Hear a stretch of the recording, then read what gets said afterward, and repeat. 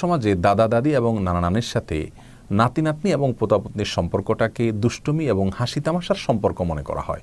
আর সেজন্য দাদা দাদি নানা নানিরা তাদের নাতি নাতনি এবং পোতাপুতনিদেরকে ভাই বোন বলে সম্বোধন করেন, আর নাতি নাতনিরাও দাদা দাদি নানা নানিকে ভাই বোন বলে সম্বোধন করেন। শুধু তাই নয়, তারা এক অন্যের সাথে এমন কিছু আচরণ করেন, এমন কিছু দুষ্টুমি এবং আলাপচারিতা করেন যেগুলো আসলে বাবা মা তার সন্তানদের সাথে করেন না, করতে পারেন না, আবার সন্তানরাও বাবা মায়ের সাথে করতে পারেন না। আমাদের জানার বিষয় হলো যে ইসলামী শরিয়া দাদা দাদি এবং নানানির সাথে নাতি নাতনির সম্পর্কটাকে কিভাবে দেখে।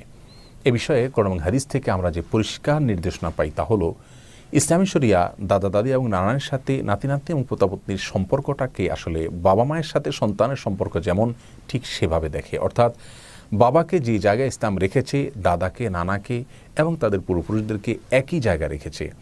আর মাকে আল্লাহ সুবহানাহু ওয়া তাআলা যে জায়গা দিয়েছেন, মর্যাদা দিয়েছেন, তার সঙ্গে যেমন আচরণ করে